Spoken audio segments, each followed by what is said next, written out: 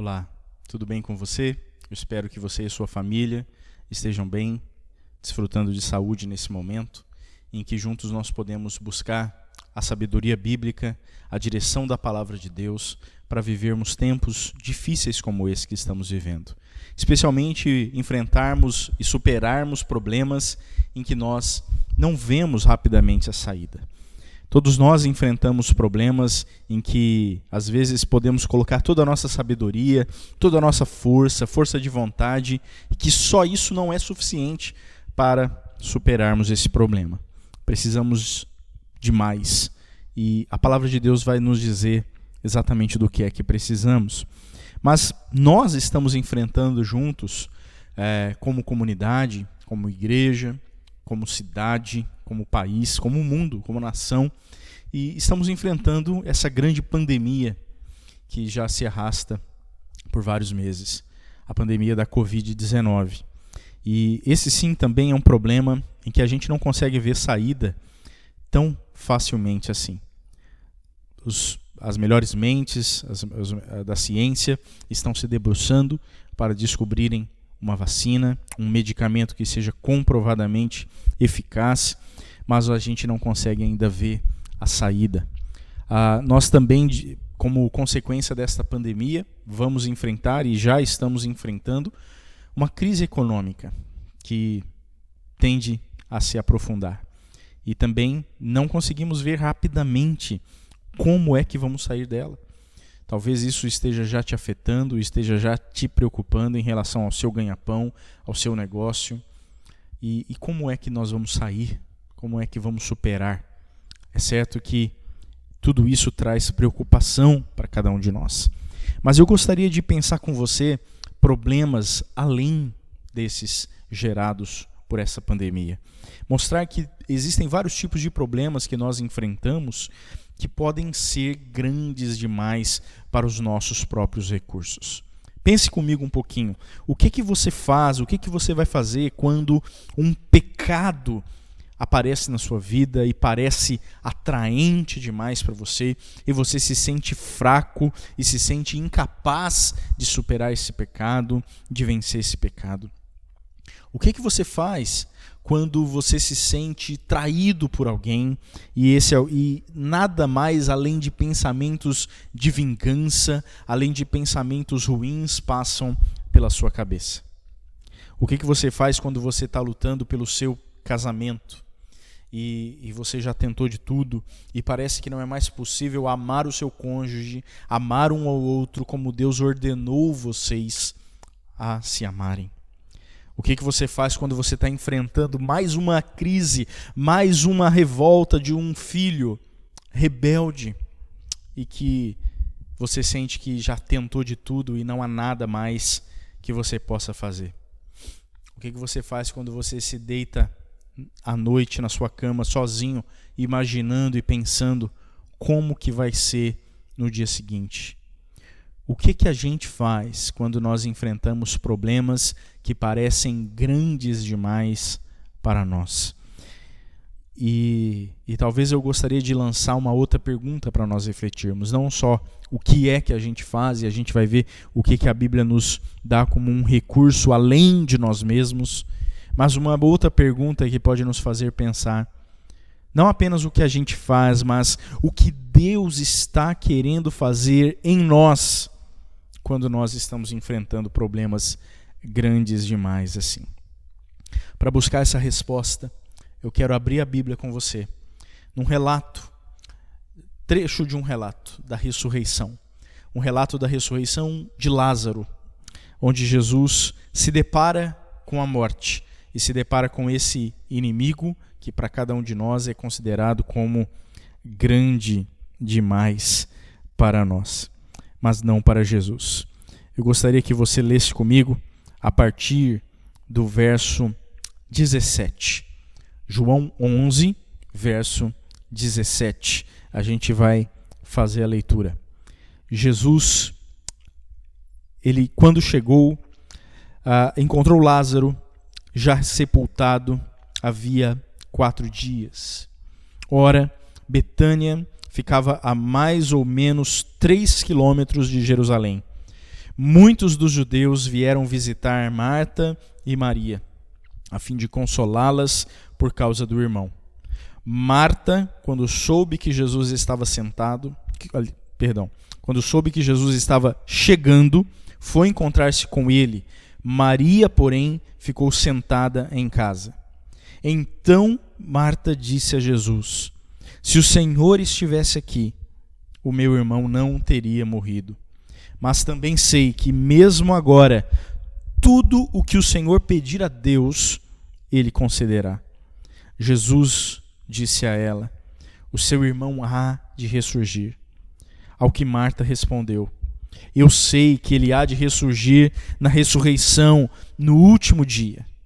Então Jesus declarou: eu sou a ressurreição e a vida. Quem crê em mim, ainda que morra, viverá. E todo o que vive e crê em mim não morrerá eternamente. Você crê nisto? Então Marta respondeu: sim, Senhor, eu creio que o Senhor é o Cristo, o Filho de Deus, que devia vir ao mundo.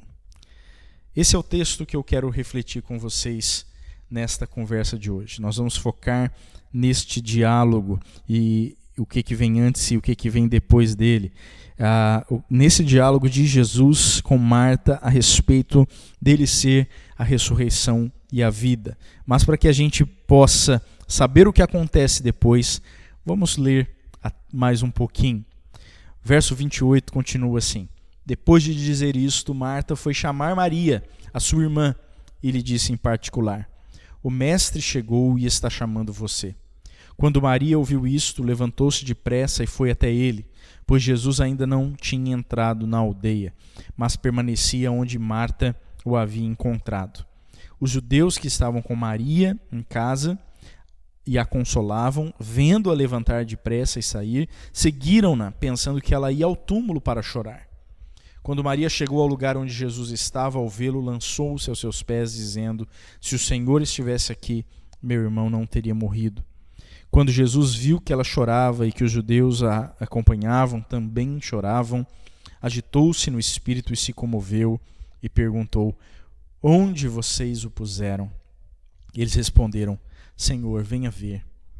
E Jesus chorou. Então os judeus disseram: vejam o quanto ele o amava. Mas alguns disseram: será que ele, que abriu os olhos ao cego, não podia fazer com que Lázaro não morresse? Jesus, agitando-se novamente em si mesmo, foi até o túmulo, que era uma gruta, em cuja entrada tinham colocado uma pedra. Então Jesus ordenou: tirem a pedra. Marta, irmã do falecido, disse a Jesus: Senhor, já cheira mal, porque está morto há 4 dias. Jesus respondeu: eu não disse a você que se cresce, veria a glória de Deus? Então tiraram a pedra. E Jesus, levantando os olhos para o céu, disse: Pai, graças te dou porque me ouviste. Eu sei que sempre me ouves, mas falei isto por causa da multidão presente, para que creiam que tu me enviaste. E depois de dizer isto, clamou em alta voz: Lázaro, venha para fora. E aquele que tinha morrido saiu, tendo os pés e as mãos amarrados com ataduras e o rosto envolto num lenço.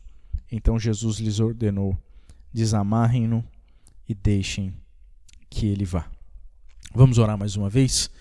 Senhor, eu quero orar e pedir que o Senhor fale ao nosso coração. Que esta palavra seja um guia para nós, que o Teu Espírito nos oriente, nos fortaleça e nos renove por meio da Tua palavra. É a nossa oração em Cristo Jesus. Amém. Essa é uma história conhecida, é uma história riquíssima, que dá para a gente enfatizar muitas coisas. Jesus ressuscita Lázaro, esse homem que está morto já há 4 dias, ele sai do túmulo, então, numa demonstração da glória de Deus, do poder da ressurreição que está presente na vida do nosso Senhor Jesus. Mas a gente não entende esse encontro, e especialmente os diálogos, e como eu disse, eu quero focar especialmente no diálogo entre Jesus e Marta, no começo da história, no começo da chegada de Jesus em Betânia, quando a gente não vai entender o diálogo sem ver algumas coisas que acontecem antes, inclusive, de Jesus ter chegado a Betânia. Está tudo lá em João capítulo 11. O relato de João 11 começa dizendo que Lázaro estava muito doente. E aí começam as respostas de Jesus a esse relato, a esse fato que chega até ele. Como que Jesus reage, como que Jesus responde ao saber que Lázaro, seu amigo, está doente. E ele reage praticamente de uma maneira, a gente pode dizer assim, no mínimo estranha.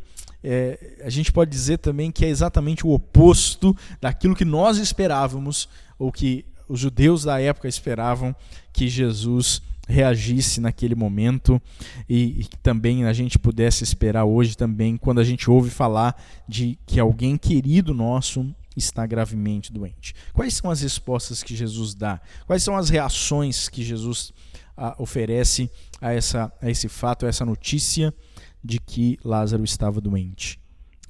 A primeira resposta a gente encontra no versículo 4, e a gente lê assim: ao receber a notícia, disse Jesus, essa enfermidade não é para a morte. Ao receber a notícia, disse Jesus, essa enfermidade não é para a morte. Isso soa quase como o tipo de resposta que a gente não deve dar nesses casos, né? Quando a gente costuma dizer para alguém que está gravemente doente, não, isso não é nada, né? Isso provavelmente não é tão sério quanto você está fazendo parecer que é. Eu não acho que isso vai levar à morte. A gente vai ver que não é bem isso que Jesus quer dizer, e ele vai se revelar de maneira gloriosa em breve aqui. Mas a gente vai ver que não é essa atitude, uma atitude negacionista de Jesus. Essa enfermidade não é para a morte.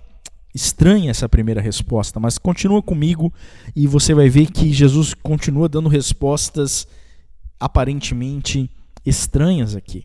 A segunda resposta está nos versos 5 e 6. Muito interessante também. Quando a gente lê assim: ora, amava Jesus a Marta, sua irmã, e a Lázaro. Era uma família amiga de Jesus.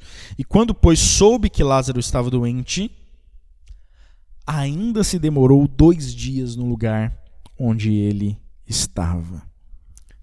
Por que Jesus, então, fica sabendo que Lázaro, seu amigo de uma família querida, está doente, e ao invés de ir imediatamente para Betânia, ele fica ainda mais 2 dias tranquilo, esperando alguma coisa acontecer no lugar onde ele estava? Você pode, se houvesse telefonema naquela época, né?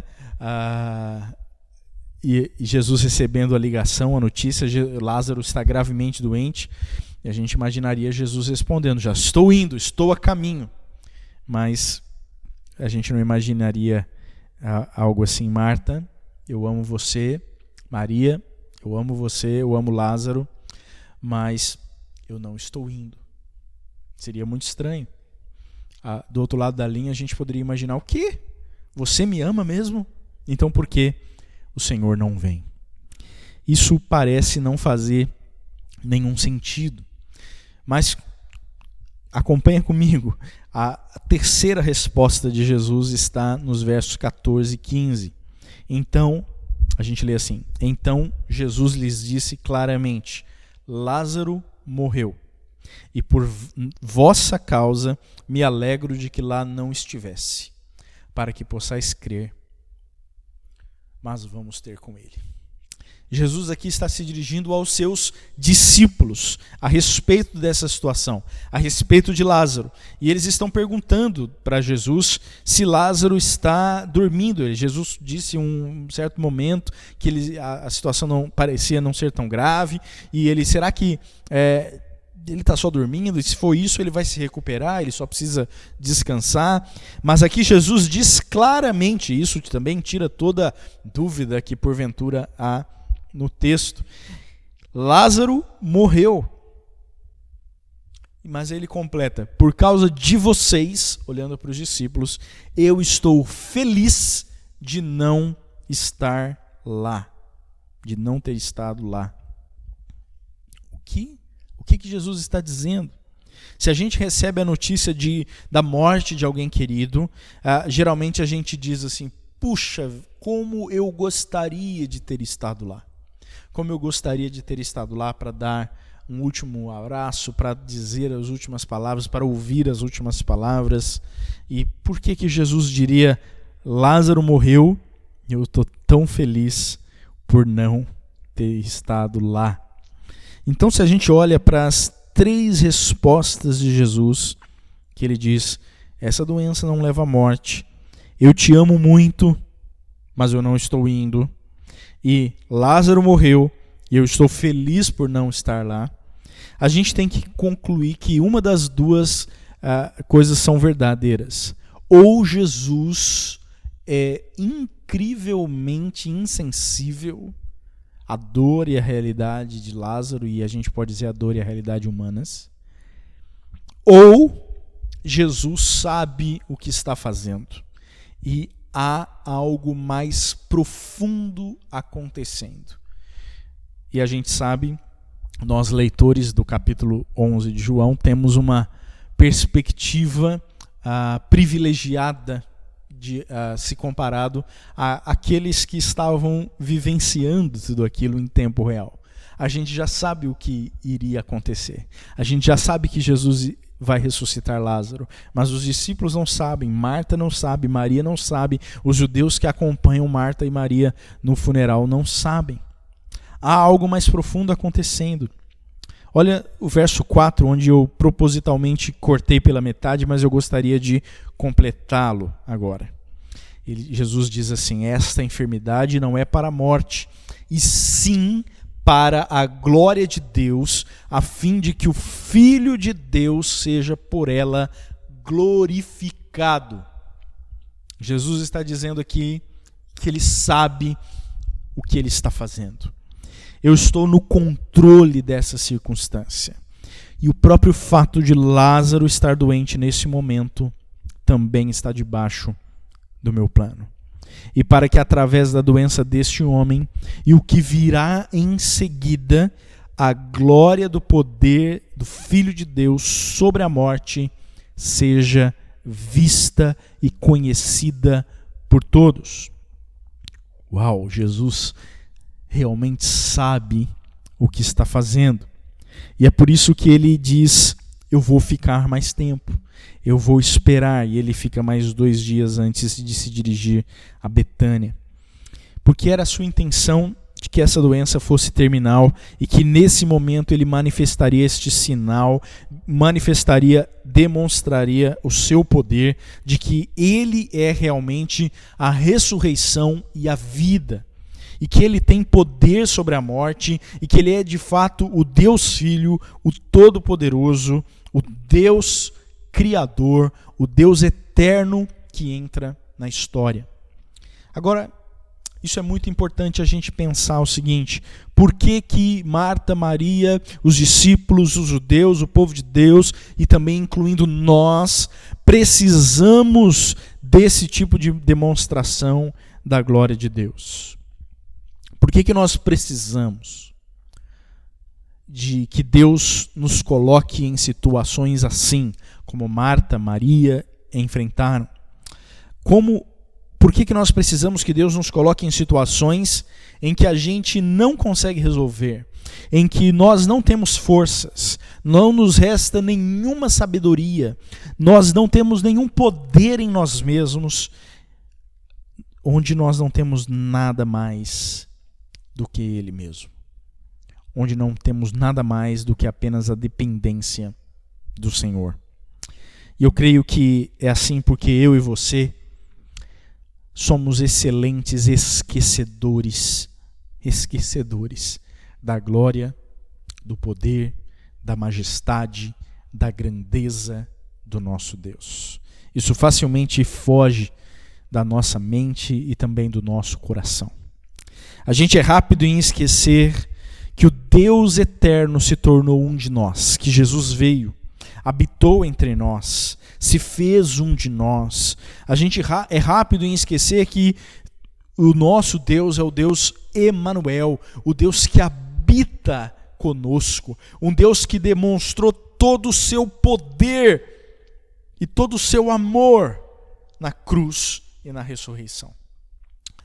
Nós somos rápidos a esquecer disso, de que Ele ressuscitou, de que Ele venceu a morte na cruz e deixou para trás o túmulo vazio e prometeu que estaria conosco todos os dias, até a consumação dos séculos, e que não nos deixaria sós, não nos deixaria órfãos, mas que enviaria o seu Espírito a habitar em cada um de nós, e também prometeu que Ele iria voltar e que restauraria e faria novas todas as coisas, e habitaríamos com Ele para sempre na restauração, na nova criação, novos céus e nova terra.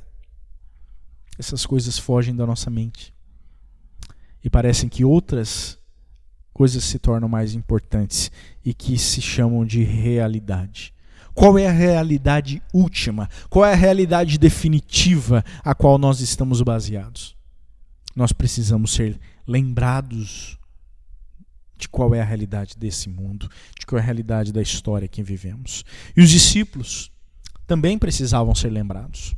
Eles eram também bons em esquecer do que era mais importante, por isso Jesus diz a eles que Lázaro tinha morrido e ele estava feliz de que ele não estava lá, porque iria levar os discípulos e também levar a nós a uma compreensão de quem Jesus é, além do que eles tinham naquele momento.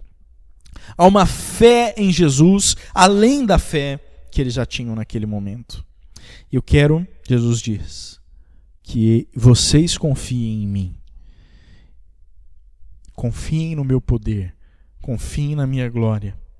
Somente nisso e nada mais. E nada mais. E o texto segue. E então Jesus chega ao momento que a gente quer focar agora. Jesus com seus discípulos chegam finalmente a Betânia. E a primeira pessoa que vai encontrar Jesus é Marta. E ela diz aquilo que provavelmente todos nós diríamos nesse momento: Senhor, se o Senhor estivesse aqui, meu irmão não teria morrido. E Marta diz isso por quê? Porque ela conhece Jesus, porque ela segue Jesus, porque ela ama Jesus, porque ela conhece o poder de Jesus em conceder curas, em operar milagres. Ela sabe que Jesus poderia ter curado o seu irmão, seja qual for a doença, seja qual fosse a enfermidade, seja qual fosse a gravidade da situação. Mas então Jesus diz algo que ela não sabe ainda, que ele tem poder para ressuscitar. E Jesus diz a ela: seu irmão vai ressuscitar. E olha, observa a resposta de Marta. Uma resposta que diz assim: eu sei que ele vai ressuscitar na ressurreição no último dia. Essa é uma boa teologia de Marta, uma linda confissão de fé que eu e você nos agarramos. Talvez nós não vamos experimentar, como Lázaro experimentou, uma dimensão especial da demonstração da glória e do poder de Jesus, mas nós todos iremos experimentar a ressurreição final, o dia que nós estaremos novamente unidos, plenos, e os nossos corpos serão glorificados e não mais estarão sujeitos às doenças, às enfermidades, aos sofrimentos, às marcas e dores de um mundo caído e marcado pelo pecado. Mas Jesus diz a ela, verso 25 e 26, e complementa essa confissão de fé com algo que Marta precisava compreender, de que a ressurreição, a vida que Jesus traz, não é apenas para esse momento futuro e glorioso que a gente espera. Jesus diz assim: eu sou a ressurreição e a vida. Quem crê em mim, ainda que morra, viverá. E todo o que vive e crê em mim não morrerá eternamente. Crês nisto? Jesus faz essa declaração para Marta, dizendo: Marta, você não precisa esperar pelo fim. Sim, o fim é glorioso, mas você não precisa esperar até lá. Eu, aqui e agora, sou a ressurreição e a vida. Quem crer em mim, ainda que morra, viverá. E qualquer um que vive crendo em mim não vai morrer em definitivo, não vai morrer eternamente. Você crê nisso, Marta? Marta, você acredita que você conheceu o autor da vida, o doador da vida? Então, creia nisto. Eu sou a ressurreição e a vida. E quando você crê em mim, eu venho até você, a minha vida é derramada sobre a sua vida, e eu vivo dentro de você, e a vida da ressurreição. E Jesus vai vencer a morte no final dessa história. A cruz e a ressurreição. A vida da ressurreição flui para dentro de você, e você vai viver agora, e vai viver também eternamente, porque eu sou a ressurreição e a vida. Perceba que coisa maravilhosa. A gente poderia dizer, isso tem a ver comigo hoje? O que isso tem a ver comigo hoje? Eu fico feliz que você está perguntando isso, porque isso não é só para Marta, é para nós também. Eu acredito que Deus quer para nós mais do que apenas uma boa teologia. Essa boa teologia nos dá esperança para enfrentarmos a morte, mas Ele quer algo mais do que apenas reconhecermos a ressurreição final, o fato da ressurreição final, e celebrarmos a sua ressurreição, a ressurreição de Jesus, como nós celebramos alguns domingos atrás na Páscoa. Mas isso não é apenas um dia, não é apenas uma celebração, é o fato de que move cada discípulo de Jesus a viver hoje. Nós vivemos hoje no poder da ressurreição. É isso que Jesus quer. Mas o que quer dizer isso? Viver no poder da ressurreição. Que bom que você perguntou também. Gálatas 2:20 diz assim: fui crucificado com Cristo, assim já não sou eu quem vive, mas Cristo vive em mim. Portanto, vivo nesse corpo terreno, pela fé no Filho de Deus, que me amou e se entregou por mim.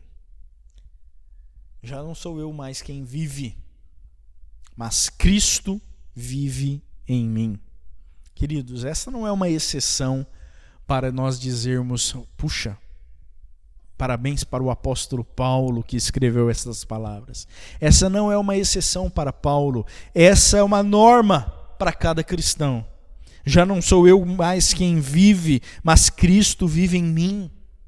Ou seja, já não sou eu, já não é mais eu contra o mundo, já não é mais eu contra os problemas, já não é mais eu contra as tentações, já não sou mais sozinho, não sou mais apenas eu contra essa dificuldade no meu casamento que eu não consigo resolver.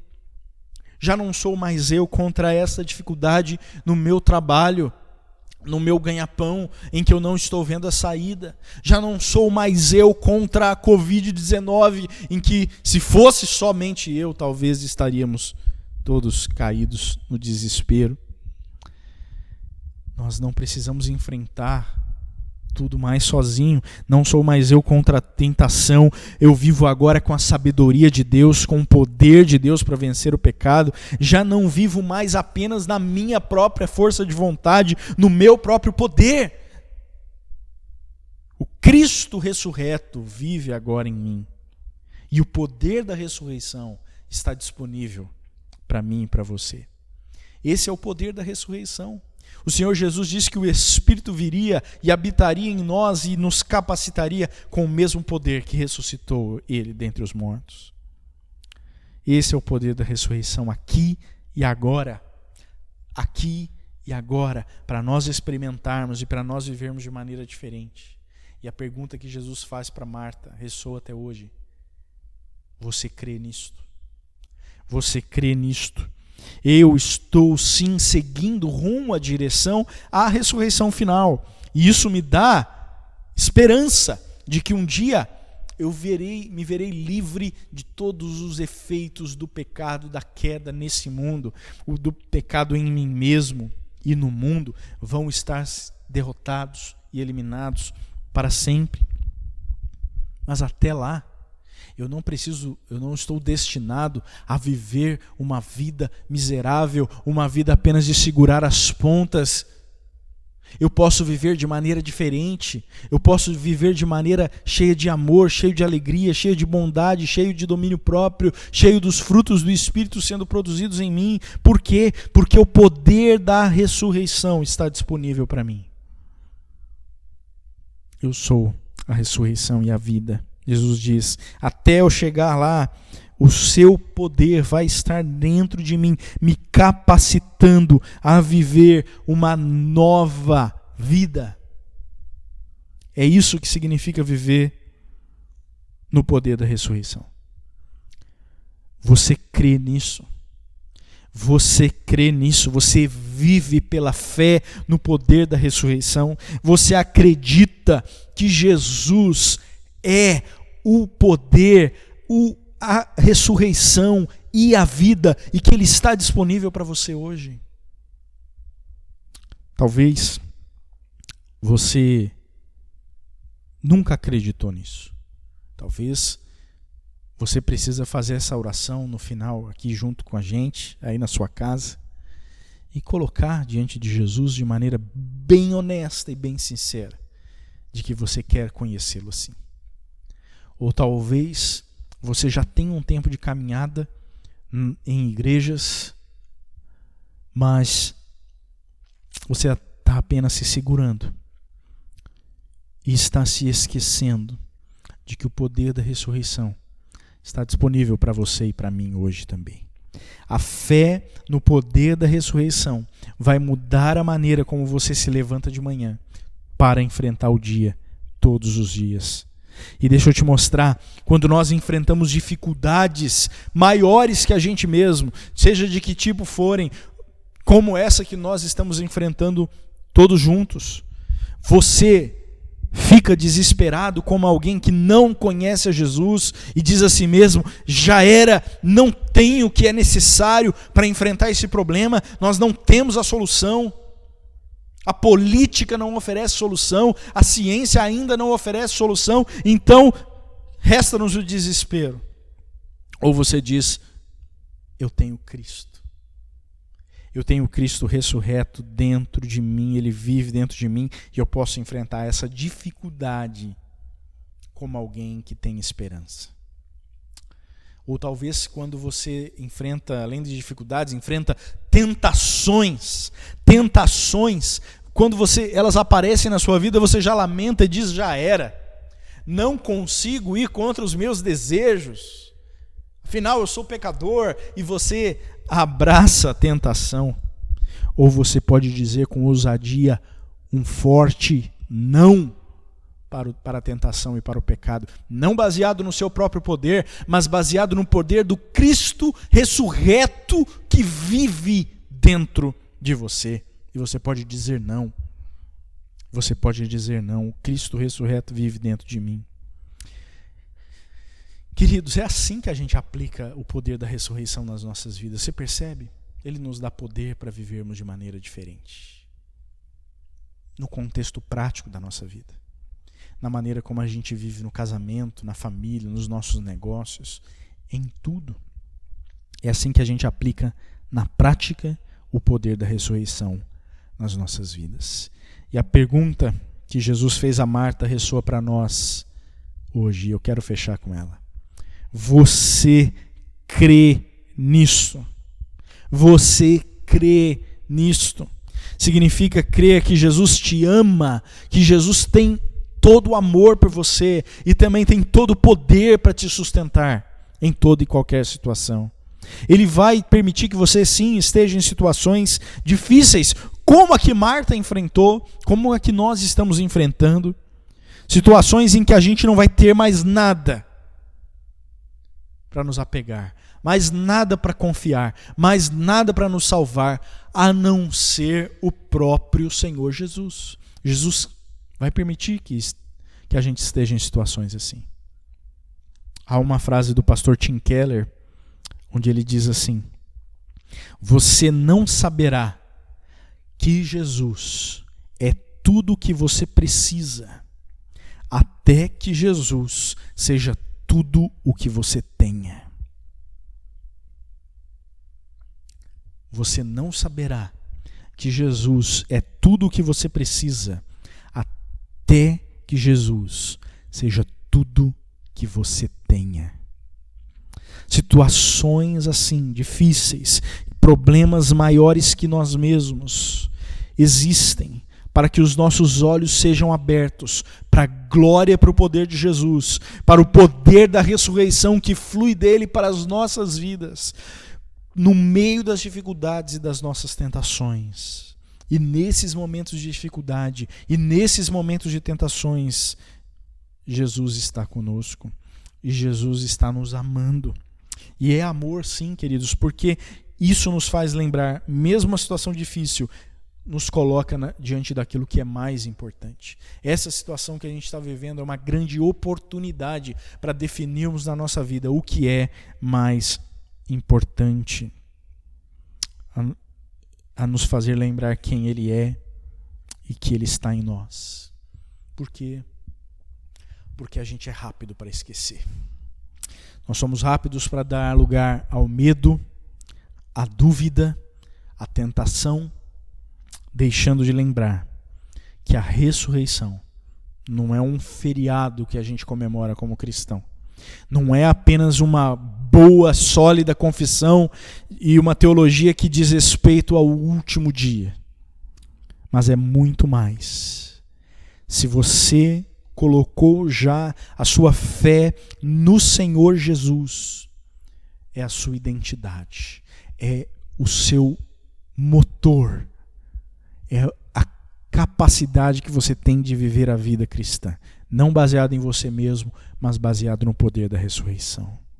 Em Romanos 6,4 a gente lê assim: portanto, fomos sepultados com ele na morte por meio do batismo, a fim de que, assim como Cristo foi ressuscitado dos mortos mediante a glória do Pai, também nós vivamos uma vida nova. Você quer viver uma vida nova? Você quer enfrentar a dificuldade de maneira diferente, de maneira distinta do que o mundo está enfrentando? Sem desespero, mas com esperança de enfrentar o que quer que seja, inclusive a morte, de que Jesus vence hoje e vence no último dia. Você foi ressuscitado com Cristo para viver uma vida nova. Agora, hoje, nesses dias, com a esperança de que a vida eterna você vai receber no último dia. E nós estaremos para sempre com Ele. Você crê nisto? Ou melhor, você vive como alguém que crê nisto? Eu quero orar por você. Eu quero orar por aqueles que estão ouvindo, que a resposta para esta pergunta é: até agora eu não criei nisto, mas eu quero crer. Eu quero depositar a minha confiança, a minha fé, a minha esperança. Eu quero aprender mais, eu preciso saber mais, mas eu quero colocar a minha esperança naquilo que Jesus fez por mim, na sua morte, na sua ressurreição. Vamos orar nesse momento. E eu quero orar também por aqueles que respondem a essa pergunta dizendo: eu creio, mas parece que eu tenho me esquecido disso.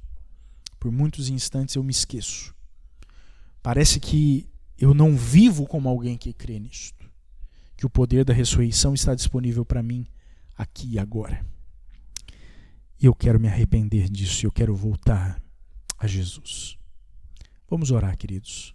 Coloque o seu coração e a sua fé diante do Senhor. Senhor Jesus, nós oramos nesse momento. Que graça maravilhosa, Senhor. Nós te agradecemos porque o Senhor está conosco, porque a gente pode viver na esperança, no descanso, no conforto, na coragem da fé da ressurreição. E eu oro que isso seja verdade para aqueles de nós que estão em primeiro lugar, colocando a sua fé e dizendo a Jesus: Senhor Jesus, eu creio naquilo que o Senhor fez por mim na cruz e na ressurreição. Derrama sobre mim uma nova vida, um novo coração para te amar e viver os teus caminhos. E eu oro também, Senhor, por aqueles de nós que já fizeram uma oração parecida, mas que há algum tempo, ou talvez há muito tempo, estão esquecidos do poder da ressurreição. Estão vivendo apenas no poder da religiosidade. Estão apenas vivendo baseados no seu próprio poder e na sua própria força. E como isso é pouco, como isso é insuficiente, como isso nos deixa na mesma medida de todos aqueles que não conhecem ao Senhor Jesus. E que nos deixam à mercê do desespero quando a gente enfrenta problemas grandes demais para nós. E nós queremos orar, Pai, pedir que a nossa vida seja novamente firmada, fundamentada no poder da ressurreição, para que a gente viva com esperança, com descanso, com conforto e com coragem no meio das dificuldades e das tentações. Nós oramos assim, agradecidos e confiantes no Senhor, em nome do Senhor Jesus. Amém. Amém. Deus abençoe a sua vida, querido.